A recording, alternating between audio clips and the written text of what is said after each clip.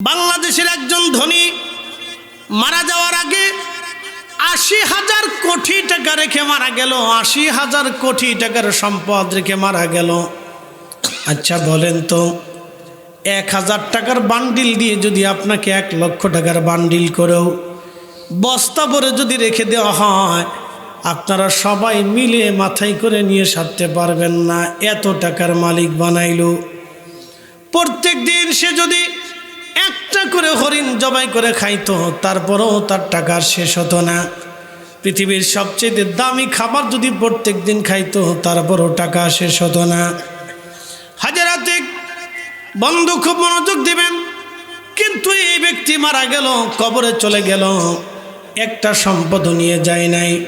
৮০,০০০ কোটি টাকা রেখে যারা মারা গেল, এই লোকটার কবরের মাটি ৩.৫ হাত, ১ ইঞ্চি বেশি বরাদ্দ হবে না। আর যে ব্যক্তি একেবারেই নগণ্য মিসকিন, ১ শতক জমিনও যার জমির দুনিয়াতে বরাদ্দ নাই, এই লোকটার জন্য ৩.৫ হাত বরাদ্দ হবে, ১ ইঞ্চি কমও হবে না, বেশিও হবে না। হাজার হাজার কোটি টাকার মালিক, তার জন্য যাহা বরাদ্দ, গরিবের জন্য তাহা বরাদ্দ একই রকম সমান, একই রকম। ১ ইঞ্চি কম হবে না, ১ ইঞ্চি বেশি হবে না, ১ ইঞ্চিও বেশি হবে না, ১ ইঞ্চিও কম হবে না। বলেন তো ফয়সালা কি আমাদের না আল্লাহ? জোরে বলেন। কে? আচ্ছা আচ্ছা। নারায়ে তাকবীর, নারায়ে রিসালাত, নারায়ে গাসিয়া। একতা যুব সংঘকে হোসেনিয়া আলোকদিশারির পক্ষ থেকে সাধুবাদ এবং স্বাগতম। মাশাআল্লাহ মাশাআল্লাহ।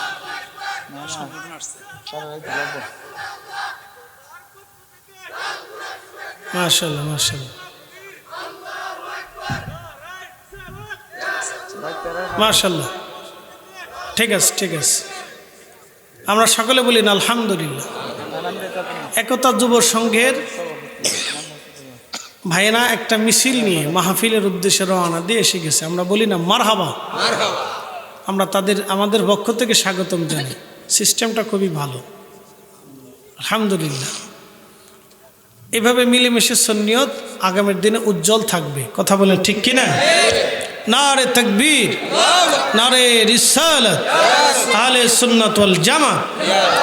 আল্লাহুম্মা সাল্লি আলা সাইয়্যিদিনা মাওলানা, আহা মাশাআল্লাহ, ওয়া আলা আলি সাইয়্যিদিনা।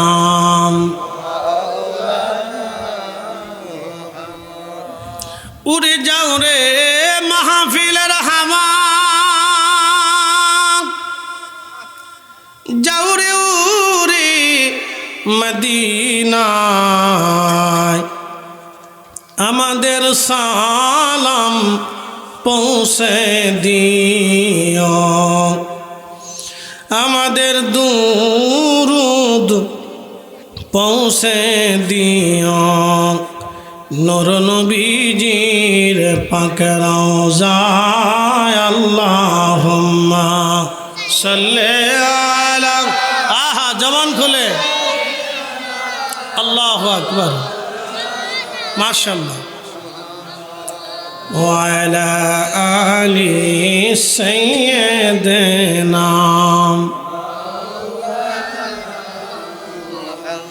একটু জবান খুলে লা ইলাহা ইল্লাল্লাহ, জোরে লা ইলাহা ইল্লাল্লাহ, ও লা ইলাহা হাসবি রাব্বি জাল্লাল্লাহ, মা ফি কলবি গায়রুল।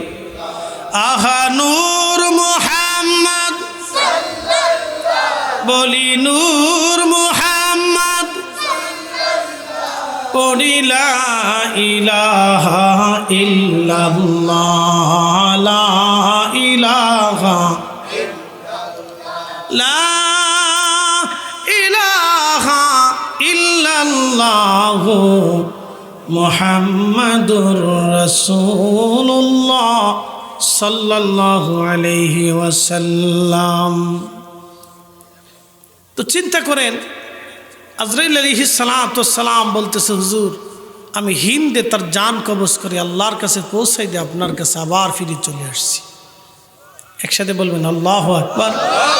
তো মৃত্যু যেখানেই আছে আপনাকে সেখানেই যেতে হবে, যে কোনো মাধ্যম দিয়ে আপনাকে সেখানে পৌঁছাইতে হবে, আল্লাহ সেখানে পৌঁছাবে আপনাকে। দেখেন তাকে বাতাসের সাহায্যে আল্লাহ রাব্বুল আলামিন হিন্দে পৌঁছাইলেন, তার জান কবজ হল। ইমাম আহমদ ইবনে হাম্বল কিতাব জুহুদের মধ্যে লেখেন, তো মানুষের মৃত্যুটা কখন আসবে, কোন জায়গা কোন মুহূর্তে আসবে আমরা কেউ বলতে পারি না। এই জন্য আল্লাহ বললেন, হাবিব উম্মতকে বলেন, ফাইন্নাহু মুলাকিকুম, এই মৃত্যু তার সাথে মোলাকাত করবে, এই মৃত্যু তার সাথে দেখা করবে। প্রিয় উপস্থিতি, কোরআনুল কারীম আল্লাহ বলেন, আল্লাযী খালাকাল মাউতা ওয়াল হায়াতা লিয়াবলুয়াকুম আইয়ুকুম আহসানু আমালা।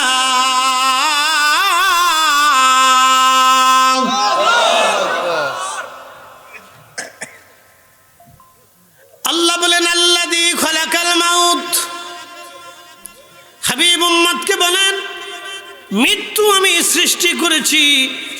মৃত্যু আল্লাহর একটা সৃষ্টি, তার একটা রূপ আছে, চেহারা আছে, আকৃতি আছে। তামাম ফেরেশতা সৃষ্টি করার পরে আল্লাহ মৃত্যু সৃষ্টি করলেন। সব ফেরেশতাদেরকে আল্লাহ কাতার করে দাঁড়া করাইলেন।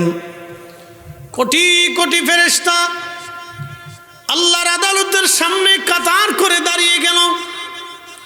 রব্বুল আলামিন তাদের সামনে মৃত্যুটাকে প্রদর্শন করলেন। মৃত্যুর একটা আসল সুরত আছে, কঠিন বিকট একটা সুরত। এই সুরতটাকে আল্লাহ ফেরেশতাদের সামনে দেখাইলেন। জিব্রাইল, আজরাইল, মিকাইল, ইসরাফিল, জাহান্নামের দারোগা ফেরেশতা মালিক সহ পৃথিবীর যত ফেরেশতা ছিল সব ফেরেশতা মৃত্যুর এই কঠিন সুরত দেখে অজ্ঞান হয়ে জমিনে পড়ে গেল। আল্লাহ আবার হুঁশ ফিরাইলেন। জিব্রাইল আজরাইল ডাক দিয়ে বলেন, ইয়া রাব্বি, এটা আবার কি? আল্লাহ বলেন, মৃত্যু। জিব্রাইল আলাইহিস সালাম বলেন, ইয়া রাব্বি, এই মৃত্যু কি সবার জন্য হবে? আল্লাহ জানেন কুল্লু নাফস, এমন কোনো জীবন নাই দাইকাতুল মউত, মরণের স্বাদ তাকে না নিতে হবে। আপনার বাড়ির কুকুর, বিড়াল, উট, দুম্বা, ছাগল, ভেড়া, বকরি, মুরগি, খাসি এবং আপনার গাছ, তরুলতা পাতা, পশু পাখি, বর্তমান পৃথিবীতে 4 লক্ষ প্রজাতির জীব এবং জীবন আছে। সমস্ত প্রজাতির জীব এবং জীবনকে মরণের স্বাদ আস্বাদন করা লাগবে। কুল্লু নাফস, এমন কোনো জীবন নাই দাইকাতুল মউত, মরণ না হবে। মৃত্যু অবশ্যই তার হবে, মরণ থেকে পালানোর কোনো রাস্তা নাই, মৃত্যু থেকে পালানোর কোনো রাস্তা নাই। একদিন মাটির ভিতরে হবে ঘরে, মন আমার কেন বান্ধ দালান ঘর, মন আমার কেন বান্ধ দালান ঘর। কুল্লু নাফস, এমন কোন জীবন নাই। জিব্রাইল, এমন কোন জীবন নাই যার মৃত্যু না হবে বলে আমাদের বলা হয় তোমরাও মারা যাবে। আল্লাহ ডাক দিলেন, হাবিব উম্মতকে জানান, কুল্লু মান আলাইহা ফান, সৃষ্টির মধ্যে কিছুই থাকবে না। ওয়ায়াবকা ওয়াজহু রাব্বিকা যুল জালালি ওয়াল ইকরাম। হাবিব, শুধু আমি আল্লাহ এক থাকবো, আর কেউ নাই, সব শেষ হয়ে যাবে, নিঃশেষ।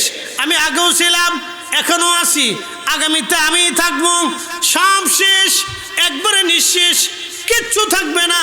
আমি রব সেই দিন শুধুমাত্র থাকবো। আল্লাহ জানাইলেন, ফাবি আইয়ি আলাই রব্বিকুমা তুকাযিবান। হে মানব আর জিন, তোমরা বলো আমি আল্লাহর দেওয়া কোন কোন নিয়ামতকে তুমি অস্বীকার করো?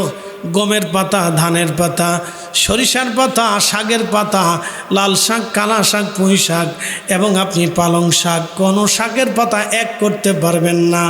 এক একটা গাছের পাতার রং ভিন্ন ভিন্ন, কালারও ভিন্ন ভিন্ন। কোনো গাছের সাথে কোনো গাছের কোনো মিল নাই, কোনো মাছের সাথে কোনো মাছের মিল নাই, কোনো মানুষের সাথে কোনো মানুষের মিল নাই, কোনো গরুর সাথে কোনো গরুর মিল নাই। কি কথা কন ঠিক কিনা? আমাদের দেশে সনাতন আছে না? তো সনাতনীদের বিশ্বাস হলো তাদের বিদ্যার দেবতা আছে, খাবারের দেবতা আছে, এই সূর্যের দেবতা আছে, আলোর দেবতা, এই আগুনের দেবতা, আগুন দেবতা, সূর্য দেবতা। এরপরে তারা গাভীকে বলে মা, অর্থাৎ গাভী দুধ দেয়, এই জন্য তারা গাভীকে অনেকেই দেবতাও বলে। এটা একটা তাদের বিশ্বাস। তো এই বিশ্বাসে তাদের অনেক দেবতা হয়েছে। তারা মনে করেন যে এই জন্য মনসার পূজা করে, লোকনাথের পূজা করে, ঠাকুরের পূজা করে, কার্তিক পূজা করে, গণেশের পূজা করে, কালীর পূজা করে, দুর্গার পূজা করে, সরস্বতীর পূজা করে, শিবের পূজা করে। হ্যাঁ, এরকম বহু ধরনের পূজা অর্চনা তাদের আছে। তারা মনে করেন এগুলি তাদের দেবতা, পানির দেবতা, বৃষ্টির দেবতা, পানি এক দেবতায় দেয়, শীত আর এক দেবতায় দেয়। এটা আপনি যদি সহজ করে দেখেন তাহলে হবে না, তো আপনাকে বুঝতে হবে। আমার যে বিষয়টা, আমি সেই বিষয়ে চলে যাব। বলেন আমাদের কি কবরে যেতে হবে না? হাসরের মাঠ কি কায়েম হবে না? হবে। তো হাসরের মাঠে আপনাকে কে তরাবে? কঠিন এই মুসিবতের দিনে আপনার কে আপন হবে? আপনাকে এটা বুঝতে হবে আগে, যে অবশ্যই তো আমরা কবরে চলে যাব। এখানে 100 বছর বয়সী কেউ আছে? কেউ নাই। এই মশাদে গ্রামে 100 বছর বয়সী মানুষ পাওয়াটা দুষ্কর। যদি থাকেও বেঁচে তাহলে 1-2 জন থাকতে পারে। তার অর্থ হচ্ছে এই মশাদিয়ার 100 বছর আগে যারা ছিলেন তার অধিক মানুষ, অর্থাৎ সব মানুষই পার্সেন্টেজ 1-2, এই বাকি থেকে সব মানুষই কবরে চলে গেছে।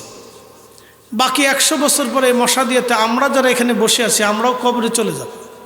এটা চিরসত্য। যেই জমিন আপনি বসে আছেন, এই জমিন 100 বছর পর পর তার মালিক চেঞ্জ করে, একবারে সর্বোচ্চ 100, এরপর আর যায় না।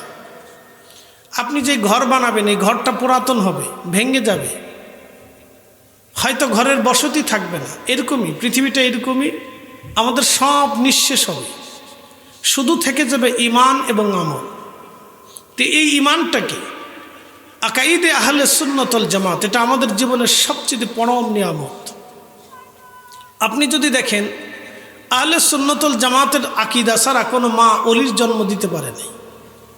পৃথিবীর যত অলি, সমস্ত অলিরা এই আকীদার ভিতরেই আসছে। এর বাহিরের আকীদাতে কোনো অলির জন্ম আপনি পাবেন না। পৃথিবীর কোথাও নাই, কোনো ইতিহাসে নেই, কোনো ভূখণ্ডে জনপদে আপনি অলি পাবেন না। আপনাকে অলি যদি দেখতে হয় তাহলে আহলে সুন্নাত ওয়াল জামাতের আকীদার ভিতরে আসতে হবে। এর বাহিরে আপনি কোনো অলি পাবেন না, সারা পৃথিবীতে পাবেন না। এর অর্থ হচ্ছে এই আকীদার ভিতরে, এই জামাতের ভিতরে আল্লাহ তার অলি, তার বন্ধু পয়দা করেন। এবং এই জামাত যে আল্লাহর মঞ্জুরিয়ত, পছন্দের জামাত, তাতে অলি থেকে বোঝা যায়। কেন অলিরা হচ্ছে আল্লাহর পছন্দের, আল্লাহর নিয়ামত প্রাপ্ত বান্দা। অতএব এই জামাত ছাড়া নিয়ামত আল্লাহর পক্ষ থেকে কেউ পাইছে আমাদের জানা নেই। কোনো ইতিহাসে, কোনো তারিখে, কোনো সিরাতে, কোনো কিতাবে লেখা নেই।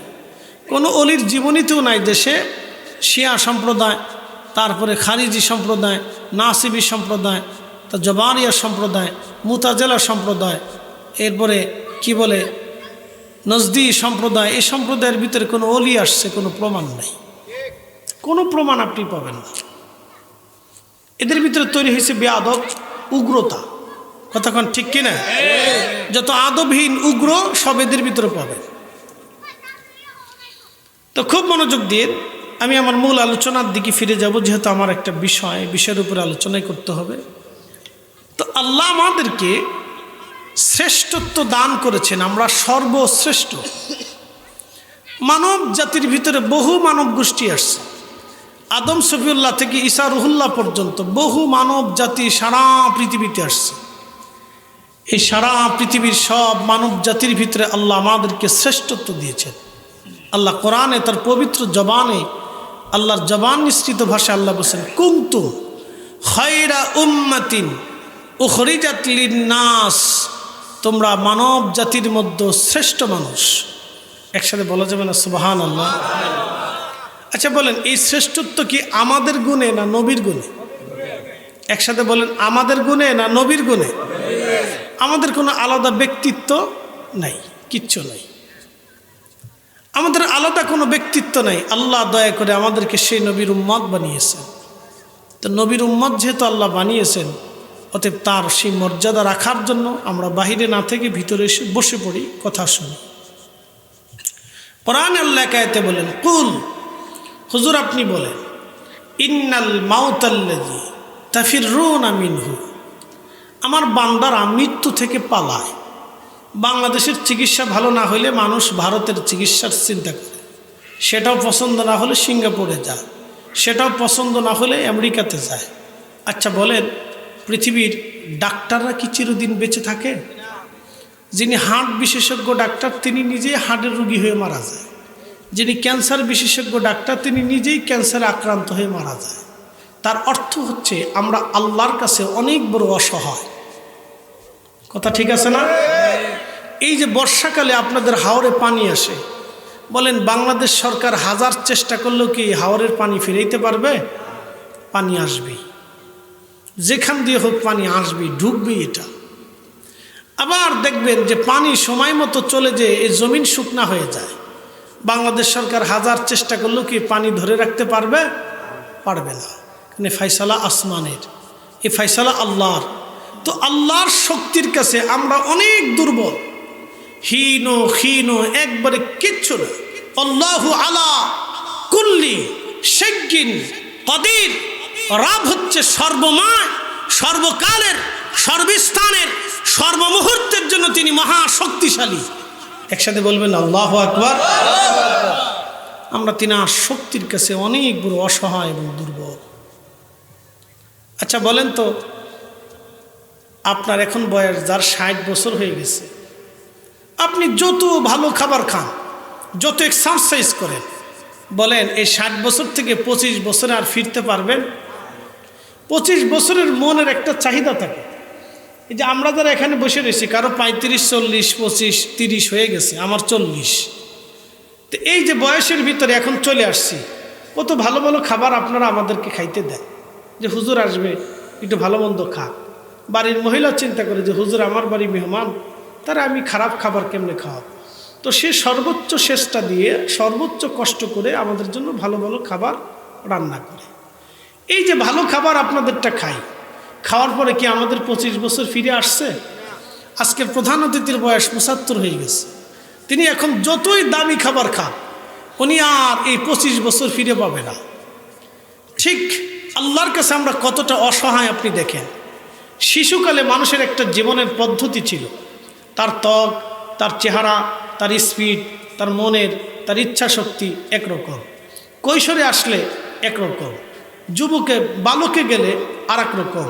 যখন যৌবনে পদার্পণ করে তখন তার ইচ্ছা শক্তি চেঞ্জ হতে থাকে, মানসিকতা চেঞ্জ হয়। যৌবন শেষ হয়ে যাওয়ার পরে যখন সে 40 আপ হয়, ঠিক বুঝবেন 40 পার হইলে মানুষের অনুভূতি, মানুষের ব্যক্তিত্ব, মানুষের চিন্তা খেয়াল ধীরে ধীরে পরিবর্তন হতে থাকে। এমনকি যত দিন যায় তত বৃদ্ধতার দিকে আসে, দুর্বল হতে থাকে, চামড়া জ্বলে যায়, দাড়ি পেকে যায়, চুল সাদা হয়, চোখ ঘোলা হয়, কানের শক্তি কমে, জবানের পাওয়ার কমে, হাতের শক্তি কমে, শরীরের শক্তি কমে, রোগের বৃদ্ধিতা বাড়তে থাকে। রোগ একটার পর একটার পর তাকে ধরতে থাকে। সে হীন ক্ষীণ দুর্বল হতে থাকে। বলেন আমরা কার কাছে অসহায়? একসাথে বলেন কার কাছে? একসাথে বলেন কার কাছে? মৃত্যু থেকে পালানোর কোনো রাস্তা আছে? 1450 বছর আগে আল্লাহ কোরআনে কত চমৎকার বলেন, কুল, হুজুর বলে দেন, ইন্নাল মাউতাল্লাযী তাফিরুনা মিনহু, আমার বান্দাদেরকে বলুন তারা মৃত্যু থেকে পালা, কিন্তু মৃত্যু থেকে পালাইতে পারবে না, আজরাইল তার সাথে মোলাকাত করবে। প্রিয় মশাদিয়াবাসী মনোযোগ দিবেন। সাইয়েদুনা সুলাইমান আলাইহিস সালাতু ওয়াস সালাম রাজ দরবারে বসে আছেন। এমন সময় আজরাইল আলাইহিস সালাম রাজ দরবারে ঢুকেছেন। ইমাম আহমদ ইবনে হাম্বল রাহিমাহুল্লাহ কিতাবুজ জুহুদের মধ্যে তিনি লেখেন, আজরাইল আলাইহিস সালাম রাজ দরবারের মধ্যে ঢুকে তিনি একটা যুবকের দিকে তীক্ষ্ণ নজরে তাকানো আছেন। বর্তমানে যে গাজাতে যুদ্ধ হচ্ছে ফিলিস্তিনে, এই গাজা বাইতুল আকসাকে কেন্দ্র করে সুলাইমান আলাইহিস সালামের বিরাট বড় রাজদরবার ছিল। এক পাশে 350 ছিল মানুষ মন্ত্রী, আর এক পাশে 350 থাকতো জিন মন্ত্রী। এক পাশে জিনেরা বসতো, আর এক পাশে মানুষরা বসতো। একসাথে বলবেন আল্লাহু আকবার। উনি পৃথিবীর 2টা জাতিকে শাসন করতেন, একটা মানব জাতি আর একটা জিন জাতি। 2 জাতিকে তিনি শাসন করতেন একসাথে, পৃথিবীর 2টা জাতিকে তিনি শাসন করতেন। এবং তাম পৃথিবীর 1 ইঞ্চি নাই যে ইঞ্চির মাটির বাদশা আল্লাহ তাকে না বানিয়েছিল। ওনার একটা তখ্ত ছিল। এই তখ্ত বলতে শুধু একটা সিংহাসন না, তখ্তের তাফসীরে ইমাম ইবনে কাসির লেখছেন তার তখ্তটা ছিল এত বড় যে এই তখ্তের ভিতরে লক্ষ লক্ষ সৈন্য নিতেন, সৈন্যদের খাবার সামগ্রী নিতেন, অস্ত্রশস্ত্র নিতেন, ঘোড়া নিতেন, হাতি নিতেন, যুদ্ধ করার যাবতীয় সামগ্রী নিয়ে তিনি তখ্তের মধ্যে বসে বলতেন বাতাস উঠাও। তখন বাতাস এই তখ্ত উঠাইয়া উনি পৃথিবীর যেখানে যাইতে চাইতেন আল্লাহ সেখানে নিয়ে নামাইতেন। সুবহানাল্লাহ। তাহলে তখ্তটা কত বড়! এই মশাদিয়া গ্রামের চেয়ে বড় হবে, কারণ তখনকার দিনের মানুষ আমরার মতো 3.5 হাইতে ছিল না, অন্তত 20 হাত 25 হাত 30 হাত লম্বা ছিল। তো এত বড় মানুষের তখ্তটা কত বড় হইতে পারে? 1 লক্ষ মানুষ যদি এক জায়গাটা থাকে, খায়, ঘুমায়, টমায়, বাথরুম পায়খানা করে, তা তখ্ত কত বড় হতে পারে? আবার হাতি ঘোড়া, অস্ত্রশস্ত্র, খাবার দাবার, গরু ছাগল, হাঁস দুম্বা, ভেড়া বকরি, চাইল ডাল সব কিছু নিয়েই যুদ্ধে যাইতেন। তাহলে তখ্ত কত বড় হতে পারে? এই 2-4টা মশাদিয়া গ্রামের চেয়ে বড় ছিল। এই তখ্তরে আল্লাহ বাতাস দিয়ে উড়াইয়া তাম পৃথিবী সুলাইমানকে ঘুরাইতেন। একসাথে বলবেন আল্লাহু আকবার। তেলের গাড়ি তেলে চলে,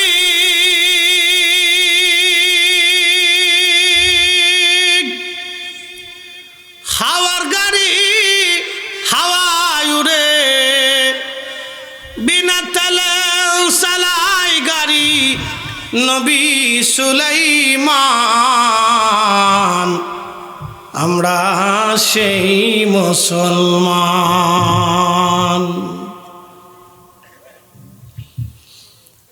অসাদিয়াবাসী মনোযোগ দিবেন। সাইয়্যিদুনা সুলাইমান আলাইহিস সালাতু ওয়াস সালাম তিনি রাজ দরবারের মধ্যে বসে আছেন। আজরাইল এসে যুবকের দিকে তীক্ষ্ণ নজরে তাকানো আছেন। আজরাইলকে সুলাইমান আলাইহিস সালাম ছাড়া আর কেউ চিনতে পারে নাই।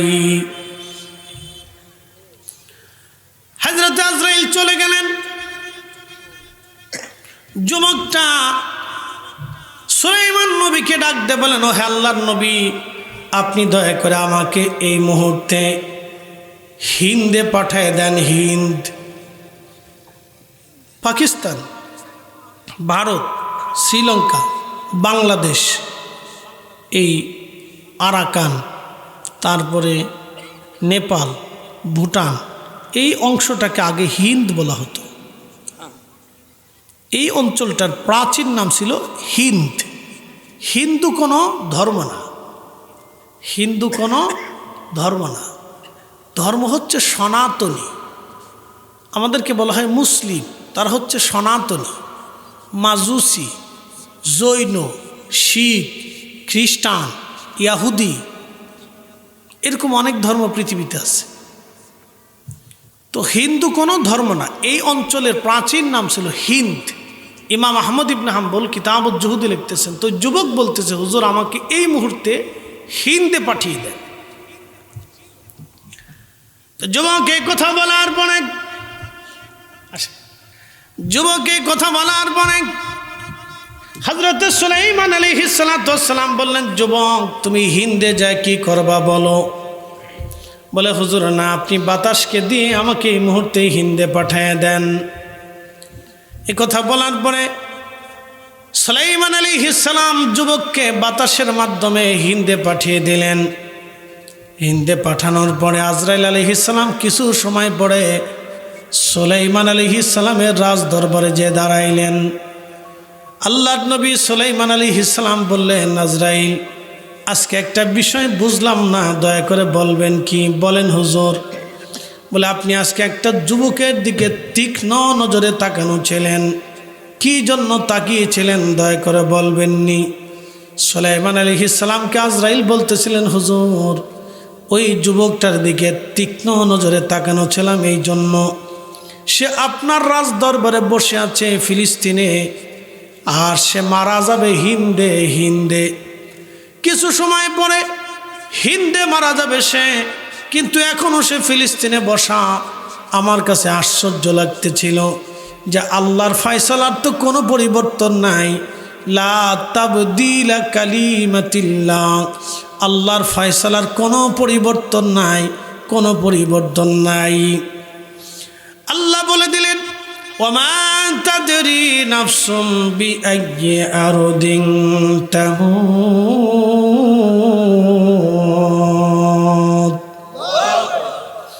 মানুষ যেখানে যে অবস্থায় বান্দা মারা যাক, কোথায় কোন জায়গা মারা যাবে, কোন স্থানে মারা যাবে, আল্লাহ ছাড়া কেউ জানে না। তবে একটা কথা শুনবেন, আপনার মৃত্যু যেখানে আছে সেখানে যে কোনো মাধ্যম দিয়ে হলেও আল্লাহ আপনাকে নেবে। আবার বলি, আপনার মৃত্যু যেখানে আছে যে কোনো মাধ্যম দিয়ে হলেও আল্লাহ আপনাকে সেখানে নেবেই। আল্লাহ আপনাকে সেখানে নেবেই, এখান থেকে ফেরার কোনো রাস্তা।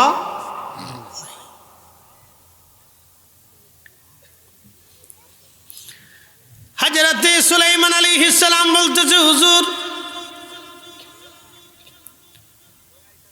আজরাইল বলতেছে, হুজুর ওই যুবকটা কিছু সময় পরে মারা যাবে হিন্দে, সে তখনও বসে আছে ফিলিস্তিনে। আমি আশ্চর্য হলাম, এটা কি করে সম্ভব? সে এখনো এখানে বসা, অথচ কিছু সময় পরেই আমি তার জান কবজ করব হিন্দে। সুলাইমান আলাইহিস সালামকে আজরাইল বলল, হুজুর আমার জানা ছিল না আল্লাহ আপনাকে দিয়া বাতাসের মাধ্যমে আপনাকে দিয়া তাকে হিন্দে পাঠাবে, আর হিন্দে যাওয়ার পরেই আমি তার জান কবজ করব। হুজুর বাতাসের মাধ্যম দিয়ে আপনি হিন্দে যখন তাকে পাঠিয়ে দিলেন, আমি তার জান কবজ করে আল্লাহর দরবারে পৌঁছাই দিয়ে আমি আপনার রাজ দরবারে আসছি। বাদশাহ क्या फकीर हो सबको एक ही ठिकाना, बादशाह क्या फकीर हो सबको एक ही ठिकाना।